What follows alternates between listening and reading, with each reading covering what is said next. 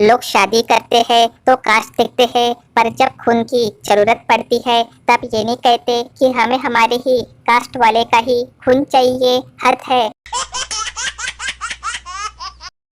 एक आदमी की शादी में पंडित जी बोले पूजा की थाली लाओ, तो अपना चंपक पूजा की थाली ले आया। पीछे से पूजा भागती हुई आई और बोली खाना तो खान दे उल्लू के पट्टे।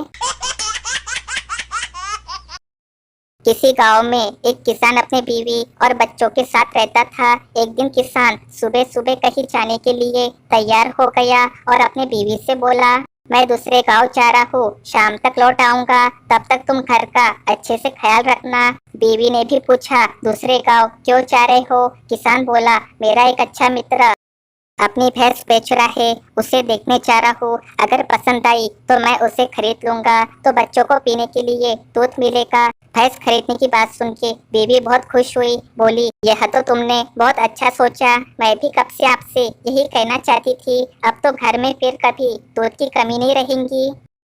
मैं उसके दूध की मलाई निकाल के अपने माँ के पास भेज दिया करूंगी। उनके घर पे भैंस तो नहीं है। माँ का नाम सुनते ही किसान भड़क उठा, बोला मेरी भैंस की मलाई तेरी माँ क्यों खाएंगी? मैं खाऊंगा और मेरे बच्चे खाएंगे। उसे मलाई खानी है तो अपनी भैंस क्यों नहीं खरीद लाती?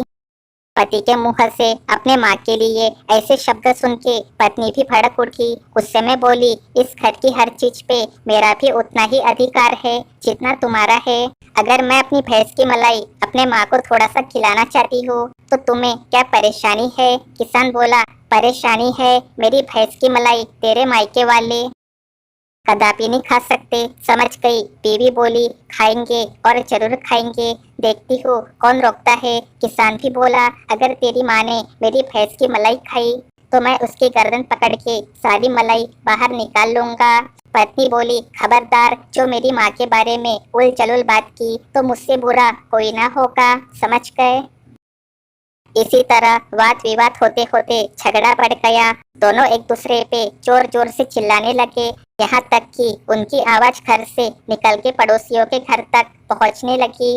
बगल में एक समझदार पड़ोसी का घर था, वो निकल के इनके घर आया कि जरा देखे आखिर माजरा क्या है। पड़ोसी ने आके पहले तो दोनों पति पत्नी से झगड़े का कारण समझा, फिर पूरा मामला समझने के बाद उसने एक लाठी उठाई और किसान के घर में तोड़फोड़ मचानी शुरू कर दी। एक तो मटके भी फूट गए, किसान तो हक्का बक्का रह गया, उसकी बीवी भी हैरान हो गई। किसान उसे रोकने की कोशिश करता हुआ बोला, अरे भाई तुम्हें क्या हो गया है?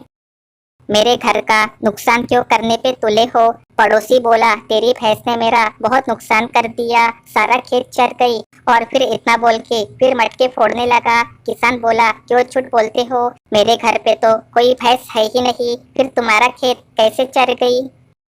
पड़ोसी बोला वैसे ही जैसे तेरी बीवी की माँ ने तेरे भैंस की मलाई खा गई और उसके बाद झगड़ा खत्म हो गया।